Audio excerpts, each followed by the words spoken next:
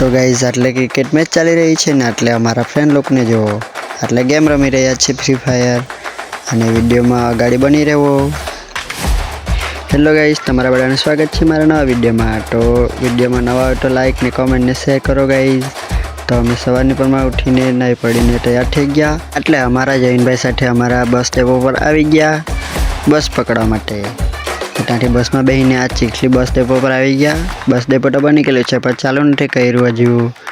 અને વિડીયોમાં મેં હવે બોલું તે સાંભળી લેવું. હેલો ગાઈઝ, તમારા બધાનું સ્વાગત છે મારા બ્લોગમાં.